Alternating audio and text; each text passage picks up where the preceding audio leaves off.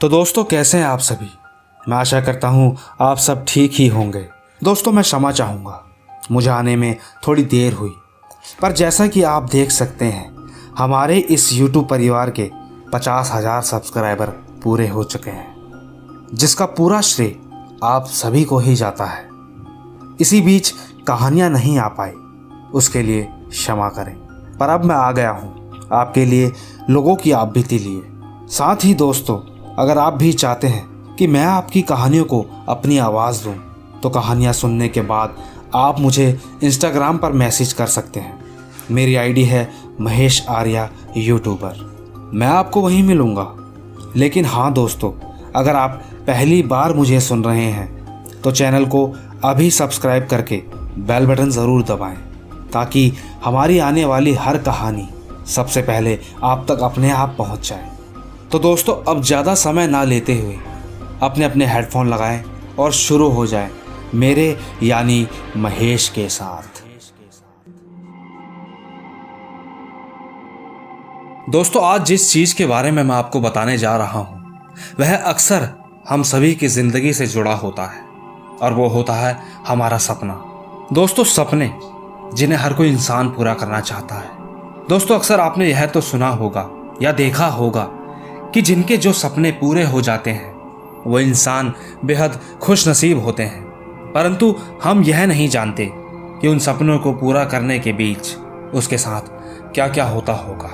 दरअसल दोस्तों, मैं आपके बीच एक ऐसी ही कहानी लेकर आया हूँ जिसमें एक इंसान अपने एक सपने को पूरा करने के लिए दिन रात मेहनत किया करता था, परंतु इसी बीच उसके साथ एक ऐसा हादसा हुआ जिसे वह कभी भुला नहीं पाया। दोस्तों, यह हादसा पंजाब भटिंडा के एक छोटे से शहर में रहने वाले पीयूष के दोस्त के साथ हुआ था, जिसका नाम अजय था। ये बात उस समय की है जब 12वीं की परीक्षा देने के बाद पीयूष, अजय, दीपक और उसके कुछ साथी पार्क में रनिंग के लिए जाया करते थे। अजय, जो कि बेहद होशियार भी था, और बचपन से ही उसका एक ही सपना था कि वह जल्दी से अपनी पढ़ाई पूरी करके एक फौजी बने, उसके परिवार वाले उस पर गर्व करें। तो 12वीं की परीक्षा के बाद अजय ने तैयारी शुरू भी कर दी थी। अजय हमेशा सबसे पहले उठता था और हर रोज ही वह सबको फोन करके उठाया करता था। अजय इतनी जल्दी उठ जाया करता था कि उसे अक्सर सबको फोन करके उठाने में, फिर उनका इंतजार करने में थोड़ा समय भी लग जाता था, परंतु वह सारे दोस्त हमेशा साथ ही जाते थे, इसीलिए वह इंतजार भी कर लेता था। और ऐसे ही एक दिन वह रोज की तरह सबको फोन करके उठाने लगा, परंतु कोई उसका फोन नहीं उठा रहा था। पीयूष ने भी उसका फोन देखा, पर उसने सोचा कि फोन साइलेंट कर देता हूं, थोड़ी देर में उठ जाऊंगा, पर वह तो और गहरी नींद में चला गया। लेकिन दूसरी तरफ अजय सबको लगातार फोन कर रहा था। अब दोस्तों, आप इसे एक इत्तेफाक कहें या कुछ भी, क्योंकि कोई भी उस दिन फोन नहीं उठा रहा था। तो आखिरकार वह उस दिन अकेला ही पार्क चला गया। पार्क का गेट ठीक 5 बजे खुल जाता था, परंतु अजय समय से कुछ पहले ही वहां पहुंच गया था, तो पार्क का गेट बंद था।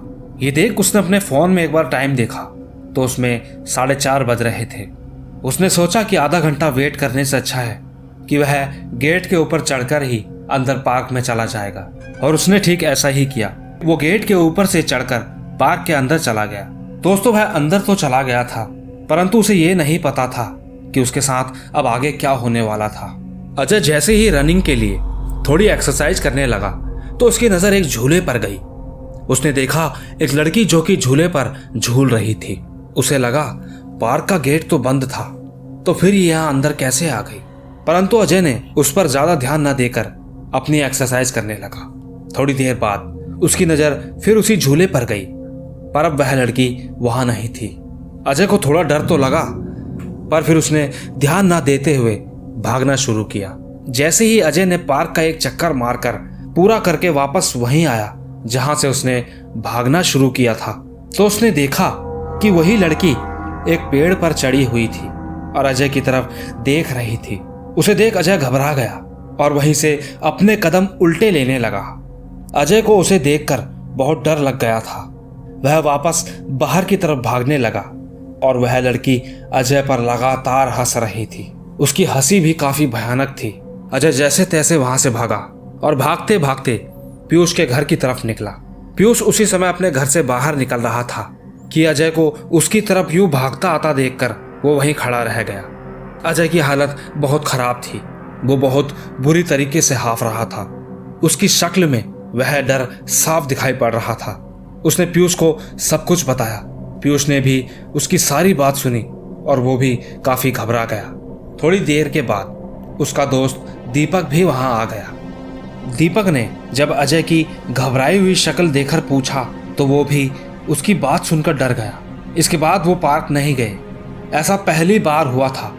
अगले दिन अजय की तबीयत खराब हो गई और वह अभी भी घबराया हुआ दिखाई दे रहा था। दोस्तों, कुछ दिनों तक उनमें से कोई भी उस पार्क में नहीं गया और जब भी अगर कोई गया तो थोड़ा उजाला होने के बाद ही जाते, क्योंकि तब पार्क का गेट भी खुल जाया करता था और बहुत लोग भी आ जाते थे। दोस्तों, इस बात को आज काफी समय बीत गया है। अजय अब फौज में है। उसका फौज का सपना तो आज पूरा हो गया है, परंतु आज भी जब कभी भी वह अपने घर आता है तो उस पार्क का वह किस्सा उसे हमेशा याद आता है, क्योंकि उसके अंदर का वो डर आज भी उसके अंदर कहीं ना कहीं है। आइए दोस्तों, चलते हैं अपनी अगली कहानी की तरफ। दोस्तों, अक्सर हमें पुरानी चीजों का या फिर पुरानी जगहों से काफी लगाव होता है। ज्यादातर यह चीजें हमें गांव जैसी जगह पर ही देखने को मिलती है, जैसे झरने, पहाड़ या फिर कोई पुराना मकान। ऐसे ही पहले हर जगह गांवों में कुआं हुआ करता था। हालांकि आज भी ज्यादातर जगह पर ऐसा होता है।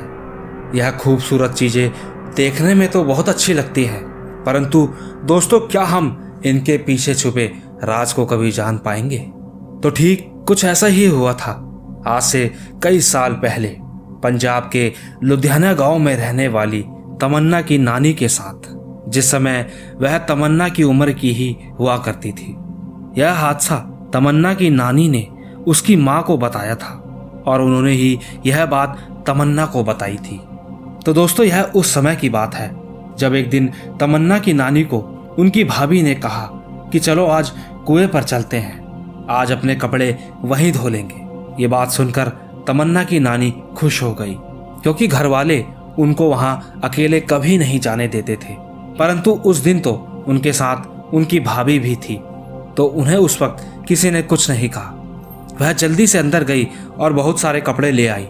उनकी भाभी और वो वहां से कपड़े लेकर गांव के कुएं की तरफ चल दिए।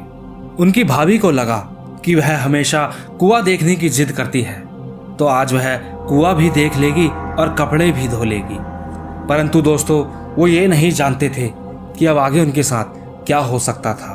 दोस्तों, थोड़ी देर के बाद वो कुएं पर पहुंच चुके थे। तमन्ना की नानी कुएं के पास जाकर कुएं में झांकने लगी, तो उसकी भाभी ने कहा, ज्यादा पास मत जाओ। भाभी ने कहा कि यहाँ पर एक पुरानी बाल्टी है।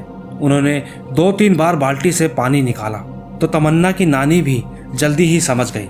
इसके बाद वह लगातार एक के बाद एक बाल्टी पानी निकालती और उनकी भाभी कपड़े धोने लगती।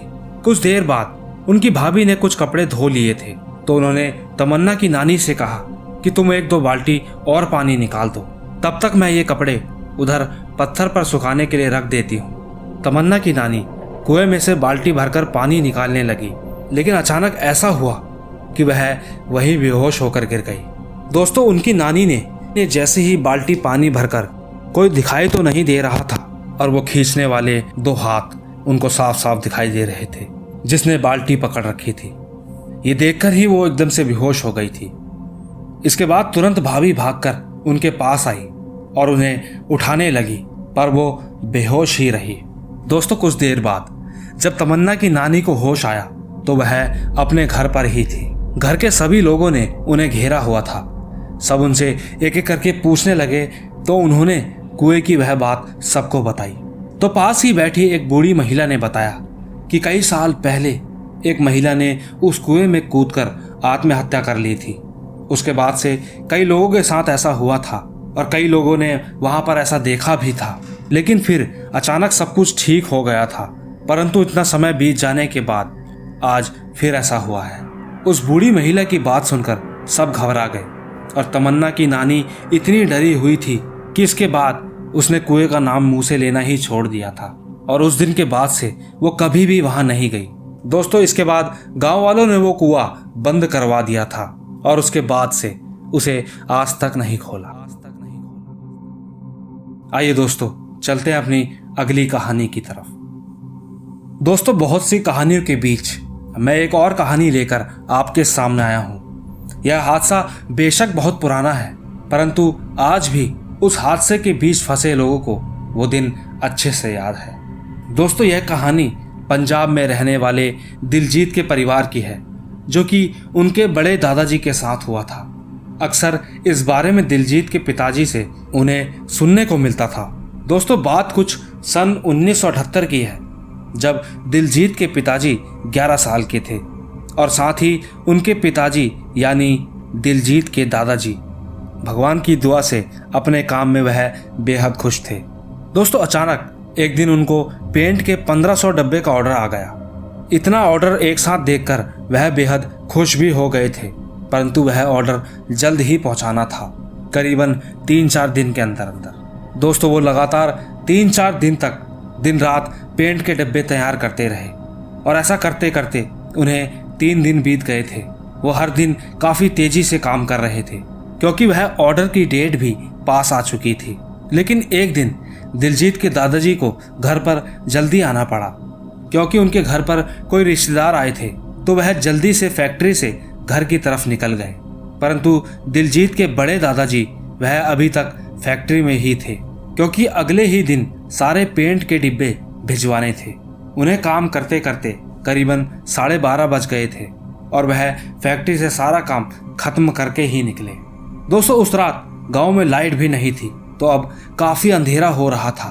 वह अपने घर के लिए निकल चुके थे। वो अभी आधा रास्ता तय ही किए थे कि उन्हें वॉशरूम आने लगी। उन्होंने थोड़ा आगे अपनी साइकिल रोकी और वॉशरूम करने लगे। उस वक्त उन्हें अंधेरे की वजह से कुछ भी नहीं दिखाई दे रहा था। इसके बाद वह धीरे धीरे अपनी साइकिल चलाकर घर चले गए और कुछ दिन तक सब ठीक रहा। सब कुछ ठीक ही चल रहा था और उनका पूरा परिवार हमेशा साथ बैठकर ही खाना खाते थे। लेकिन उस रात कुछ ऐसा हुआ जिसने सबके होश उड़ा दिए। दिलजीत के बड़े दादाजी अचानक अजीब सी हरकतें करने लगे। वो सारा खाना खुद ही खाने लगे और उसके बाद भी वह और खाना मांगने लगे। सबकी नजरें उन पर थी। वो सब देख रहे थे कि वह अलग अलग आवाज में बात कर रहे थे। दिलजीत के पिताजी जो कि उस समय बच्चे थे, वो अपने पिताजी के भाई की हरकतों से काफी डर चुके थे। दोस्तों ऐसा करीबन 2-3 दिन लगातार चला। सबको यही लगा कि यह क्या हो रहा है, अचानक ऐसा कैसे हो सकता है। लेकिन एक दिन दिलजीत के दादाजी अपने भाई को एक बाबा के पास ले गए। उन्हें देख बाबा ने उन्हें कहा कि इन्हें अगले दिन गुरुद्वारे लाना। वो तुरंत ही अगले ही दिन गुरुद्वारे ले आए। वो जैसे ही वहां पहुंचे तो बाबा ने सारी तैयारी पहले ही कर ली थी। शायद वह कल रात ही सब जान गए थे। दोस्तों इसके बाद बाबा ने एक गरम चिमटा निकाला और उनसे पूछने लगे कि तू कौन है, बता वरना यहीं मार दूंगा। दादाजी अलग अलग आवाज में बात कर रहे थे। उन्होंने बताया कि जहां इन्होंने वॉशरूम करा था मैं वहीं से इनके साथ हूं। हमें जमीन के चक्कर में वहां पर मारकर गाड़ दिया था। हम उनसे बदला लेना चाहते हैं। इसके बाद बाबा ने कहा कि इसे छोड़ दे, लेकिन उन आत्माओं ने साथ में कहा कि हमारे गुनहगारों को सजा दिला दो, पुलिस को बता दो हमें किसने मारा है, हमें शांति मिल जाएगी और हम इसे छोड़ देंगे। इसके बाद उन बाबा ने वैसा ही किया और थोड़ी ही देर बाद दिलजीत के बड़े दादाजी बेहोश हो गए और जैसे ही वह होश में आए तो वह बिल्कुल ठीक हो चुके थे। इसके बाद बाबा जी ने सबको बताया कि वह एक परिवार था जो कि एक साथ इनके ऊपर आ गया था, परंतु अब सब ठीक है। उन सबको अब शांति मिल चुकी है और इनके साथ अब कुछ नहीं होगा। और दोस्तों यकीन मानिए उस दिन से वह बिल्कुल ठीक है। परंतु दोस्तों वह उन दिनों काफ़ी परेशान हो गए थे। आज भी जब दिलजीत के पिताजी यह बात बताते हैं तो वह आज भी डरे हुए नजर आते हैं, क्योंकि वह उस समय बहुत छोटे थे। उन्होंने उस डर को काफ़ी करीब से महसूस किया था, जो कि कहीं ना कहीं आज भी जिंदा है। आइए दोस्तों चलते हैं अपनी अगली कहानी की तरफ। दोस्तों अक्सर कभी कभी हमारे साथ वो हो जाता है जिसका हम अंदाजा भी नहीं लगा सकते, या कभी कुछ ऐसा दिख जाता है जो एकदम से कुछ ही देरी में कहीं गायब हो जाता है। परंतु दोस्तों रात के समय अगर यह होता है तो डर हमारे अंदर खुद ही आ जाता है। दोस्तों ऐसा ही एक हादसा 2013 में हुआ था सुनील नाम के शख्स के साथ, जब वह अपने चचेरे भाई की शादी में लखनऊ गया था। दरअसल सुनील लखनऊ के ही हैं, परंतु वह अपने पिता की गवर्नमेंट जॉब की वजह से हरियाणा में रह रहे थे। ये बात उस समय की है जब सुनील के चचेरे भाई की शादी थी और सुनील और उसके कुछ दोस्त भी उसके साथ शादी में जा रहे थे। उन्हें लगा कि वह शाम तक पहुंच ही जाएंगे, परंतु रास्ते में उनकी गाड़ी अचानक खराब हो जाने के कारण वह रात के 9 बजे वहां पहुंचे, लेकिन तब तक बारात घर से निकल चुकी थी। वो सब जल्दी से तैयार होकर अपनी गाड़ी से ही बारात घर से दिए हुए पते पर निकल गए। बारात घर उनके वहां से 45 किलोमीटर था, तो उन्हें लगा कि वह बारात के पहुंचने तक वहां पहुंच जाएंगे, और हुआ भी कुछ यूं ही। वह सही समय पर बारात घर पहुंच गए, क्योंकि बारात भी अभी बस वहां पहुंची ही थी। वो लोग सब अंदर जा ही रहे थे कि सुनील के दोस्त को वॉशरूम आ रहा था, तो वह सुनील से कहने लगा कि मेरे साथ चल। तो सुनील और उसका दोस्त दोनों जाकर एक सड़क के किनारे वॉशरूम करने लगे कि अचानक सुनील की नज़र सामने पड़ी। उसने देखा कि कोई आदमी उनसे थोड़ी ही दूरी पर खड़ा है और लगातार उन्हें ही देखे जा रहा है। सुनील ने जब उसे ठीक तरीके से देखा तो पाया कि वह करीबन 7 फुट का था, जो कि जमीन से 3-4 फुट ऊपर हवा में था। ये देखकर सुनील घबरा गया। वह अपने दोस्त को बताना चाह रहा था, परंतु उसकी आवाज़ मानो कहीं दब सी गई थी। वह बोलने की कोशिश कर रहा था, पर उसकी आवाज़ बाहर नहीं आ रही थी। इतने में उसके दोस्त ने भी जब उस आदमी को ऐसे देखा तो वह सुनील का हाथ पकड़कर उसे खींचकर भागने को कहने लगा। वह दोनों वहां से भागते हुए सड़क के ऊपर आ गए। उन्होंने देखा कि सामने बाग में कुछ रोशनी हो रही है, जो पलक झपकते ही दूसरी जगह चली जा रही थी। ये देख वह दोनों डर गए और वहां से भागकर बारात घर में चले गए। वहां पहुंचकर जब उनके दोस्तों ने पूछा कि क्या हुआ, ऐसे हाफ क्यों रहे हो, तो उन्होंने सबको बताया।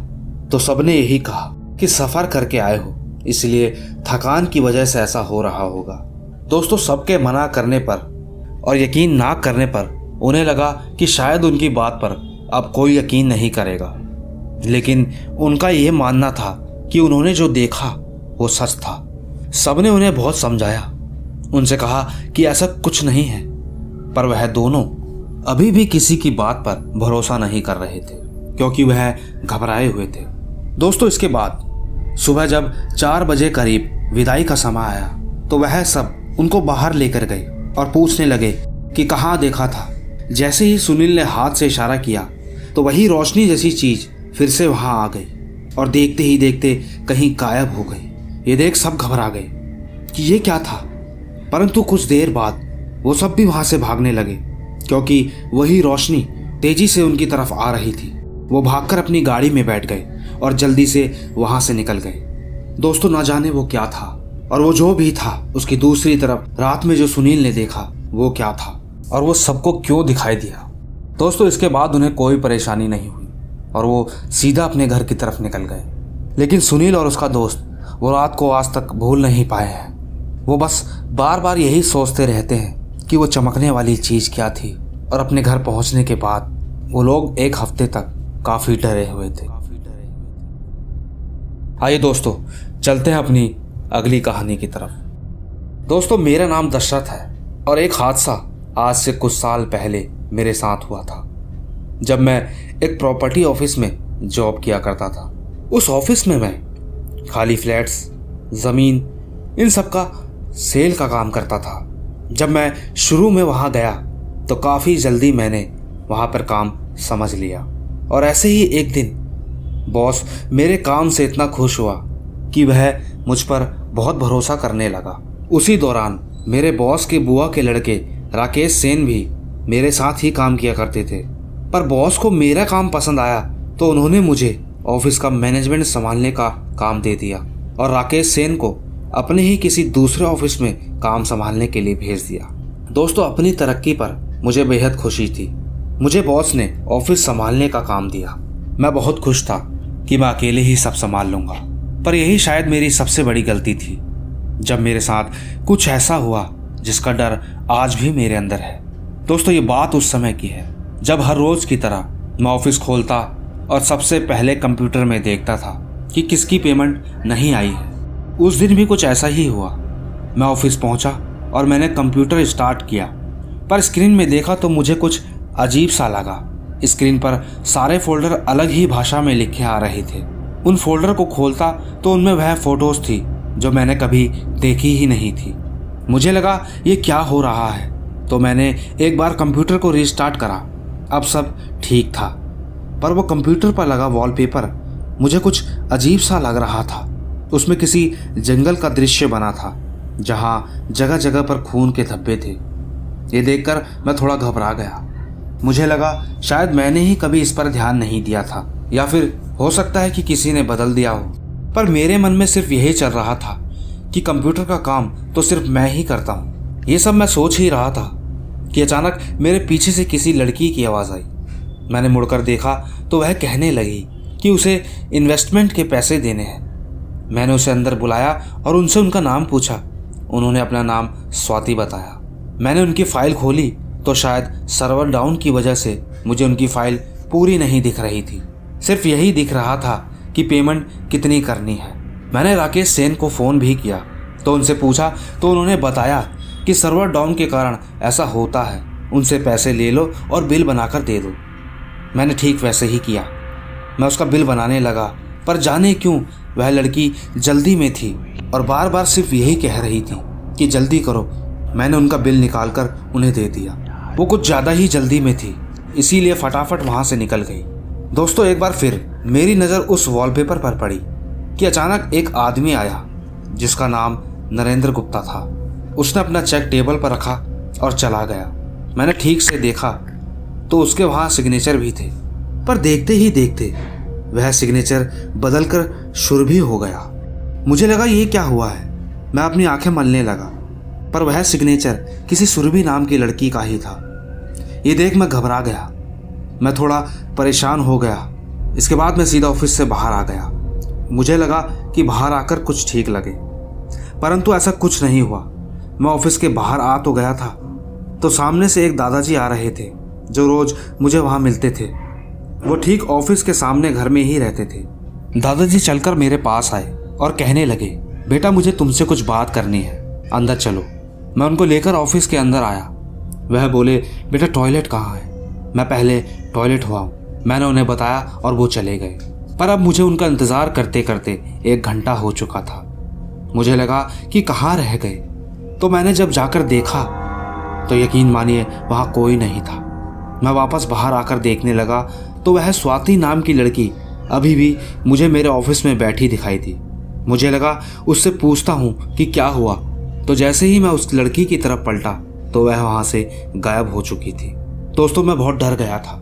मुझे वहाँ उस सीट पर जहाँ अभी तक वह बैठी थी वहाँ पर वो रसीद मिली, वो बिल जो मैंने उसे काट के दिया था। मैं तुरंत वो लेकर कंप्यूटर पर उसका नाम देखने लगा, पर स्वाति नाम की लड़की कंप्यूटर में कहीं नहीं थी। तो वह लड़की कौन थी? मैं बहुत घबरा गया। मैंने उसी समय राकेश सेन को फ़ोन किया और उन्हें सारी बात बताई। वो कहने लगे कि ऐसी बात मत किया कर, ऐसा कुछ नहीं होता, तुझे वहम हो गया होगा, अपने काम पर ध्यान दे। इतना कहकर उन्होंने फ़ोन रख दिया। दोस्तों, मैं बहुत डरा हुआ था। इसके बाद मैं सीधा दादाजी के घर गया। मुझे लगा मुझे ऐसा वहम कैसे हो सकता है, पर जब मैंने उनकी पोती रिया से पूछा कि दादाजी कहाँ है, तो उसने जो मुझे बताया मेरे होश ही उड़ गए। उसने बताया कि दादाजी को गुजरे 2 महीने हो चुके हैं, पर आप ऐसे क्यों पूछ रहे हो? मैंने उसे कुछ नहीं कहकर वहाँ से चला गया। परंतु दोस्तों, जिनसे मैं पिछले 2 महीने से रोज़ मिलता आ रहा हूँ, तो वो कौन है? मैं ये सब सोचकर बहुत घबरा गया था। मैंने बॉस को फ़ोन किया और कहा, मुझसे अकेले काम नहीं हो रहा है, मुझे साथ में कोई चाहिए, क्योंकि मैं बाहर चला जाता हूँ तो कंप्यूटर संभालने के लिए भी कोई होना चाहिए। मेरी बात सुन बॉस ने बोला, ठीक है, हम किसी को कहते हैं। दोस्तों कुछ ही दिनों में ऑफिस में एक नई लड़की आई जिसे बॉस ने ही भेजा था।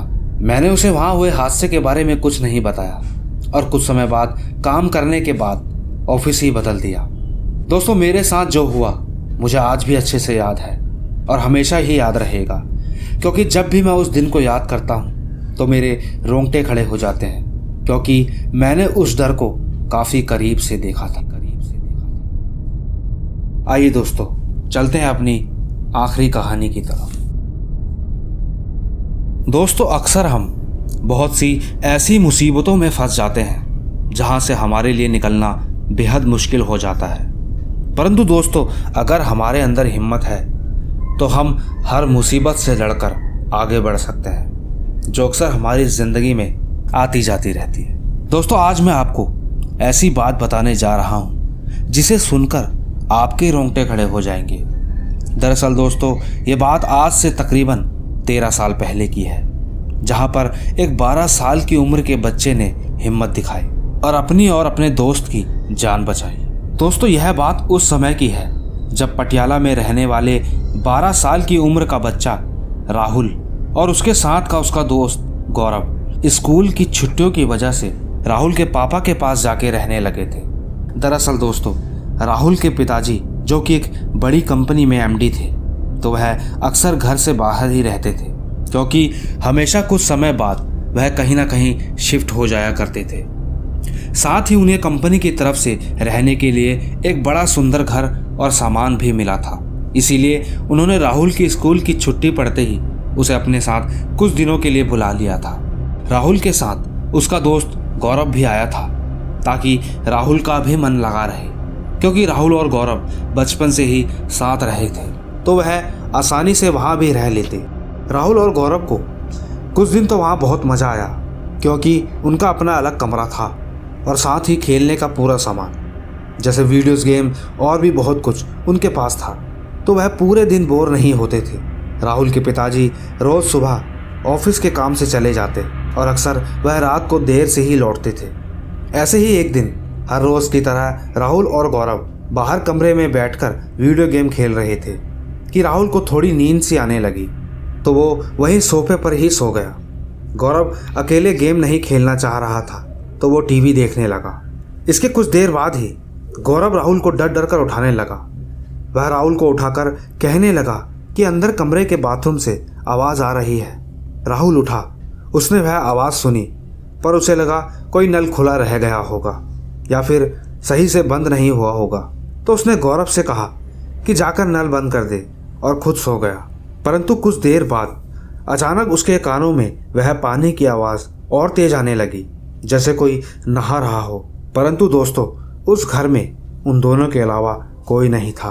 वह घबरा गए, पर गौरव बहुत डरता था, इसीलिए राहुल ने सब कुछ ठीक है कहकर ये सोचकर उसे कहने लगा कि चलकर देखते हैं। वह अंदर कमरे के बाथरूम के बाहर खड़े थे कि वह आवाज़ अभी भी आ रही थी, पर जैसे ही राहुल ने बाथरूम का दरवाज़ा खोला तो वह चौंक गए, क्योंकि अभी तक जो आवाज़ आ रही थी वो अचानक बंद हो गई थी और कोई पानी कहीं नहीं गिर रहा था।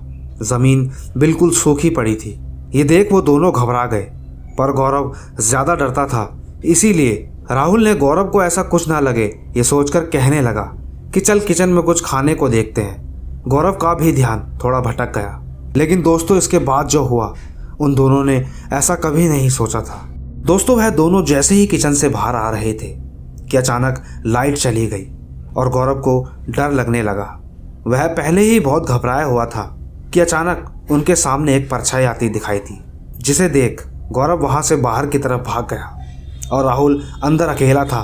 वह मन ही मन भगवान को याद करके भगवान चालीसा का पाठ करने लगा। वो हनुमान जी को बहुत मानता था। राहुल के गले में हनुमान जी का लॉकेट भी था। वो जैसे जैसे पाठ पढ़ने लगा वो परछाई पीछे होने लगी और अचानक एक लड़की की आवाज़ आई जो राहुल से कहने लगी कि वो तो भाग गया, तू भी भाग जा नहीं तो मारा जाएगा। उसकी आवाज़ बहुत भयानक थी। उसकी आवाज़ सुनकर राहुल भी घबरा गया और भागकर बाहर चला गया। वो दोनों तब तक घर के अंदर नहीं आए जब तक राहुल के पिताजी नहीं आए। दोस्तों इसके बाद राहुल के पिताजी बहुत देरी से घर आए और उन्होंने जब बच्चों को यूं बाहर बैठा देखा तो उनसे पूछने लगे कि क्या हुआ, बाहर क्यों बैठे हो। राहुल और गौरव ने उन्हें सारी बात बताई, जिसे सुन राहुल के पिताजी थोड़ा घबरा गए। वह उन दोनों को अब अकेला नहीं छोड़ना चाह रहे थे। वो पूरी रात उठे रहे पर ऐसी कोई हरकत नहीं हुई। अगले दिन उन्होंने वहाँ के मकान मालिक से पूछा, पर वह सही से शायद कुछ बता नहीं रहा था। और फिर इसके अगले दिन राहुल के पिताजी को एक ज़रूरी मीटिंग में जाना पड़ा, पर उनके अंदर सिर्फ बच्चों की चिंता थी। राहुल और गौरव ने उन्हें कहा, आप जाओ, हमें कुछ नहीं होगा, और वह चले गए। दिन भर तो सब ठीक था, परंतु जब रात हुई तो राहुल और गौरव को अंदर कमरे से आवाज़ आने लगी। वह अंदर गए तो वह आवाज़ अलमारी से आ रही थी, जो हमेशा बंद ही रहती थी। राहुल और गौरव ने जब वह अलमारी खोली तो उन्हें वहाँ खून से लथपथ कुछ कपड़े मिले, जिसे देख वह घबरा गए। वो दोनों कुछ सोचते इससे पहले ही अंदर कमरे में से एक लड़की घिसटते घिसटते उनके सामने आ गई और हंसने लगी। गौरव तो उसे देखते ही बेहोश हो गया और वह लड़की राहुल से कहने लगी कि वो उसे अपने साथ ले जाएगी। पर जैसे ही उसने राहुल को छुआ तो वह दूर पीछे जाकर गिर गई। राहुल मन ही मन फिर से हनुमान चालीसा का पाठ करने लगा। वह राहुल की तरफ ना जाकर गौरव की तरफ जाने लगी। राहुल ने हिम्मत करी और ठीक उसके सामने जाकर खड़ा होकर जोर जोर से पाठ करने लगा। वो लड़की चिल्ला चिल्ला कर कहीं अचानक गायब हो गई। राहुल ने गौरव को उठाया और वह खून से लथपथ कपड़े लेकर बाहर भाग गए और बाहर ही बैठे रहे। राहुल के पिताजी उस रात जल्दी ही आ गए और बच्चों को यूं बाहर बैठा देख बहुत घबरा गए। वो भागकर उनकी तरफ गए। राहुल ने उन्हें सारी बात बताई और वह खून से लथपथ कपड़े भी दिखाए। राहुल के पिताजी भी उन कपड़ों को देखकर घबरा गए। उन्होंने उसी समय वहां से घर बदलने का फैसला कर लिया और वह रात के समय ही कहीं और जाकर रहने लगे। दोस्तों, इस बात को आज 13 साल हो गए हैं और वह 12 साल का बच्चा आज 25 साल का हो गया है। उसने उस वक्त हिम्मत दिखाकर अपनी और अपने दोस्त की जान तो बचा ली, पर वह आज भी जब भी उस बारे में सोचता है तो बहुत ज़्यादा घबरा जाता है। तो दोस्तों, यही थी हमारी आज की कहानियाँ। मैं आशा करता हूँ कि अगर आपको कहानी अच्छी लगी हो तो इसे लाइक, शेयर और कमेंट ज़रूर करें। मैं जल्द ही मिलूँगा आपको, तब तक के लिए बाय बाय।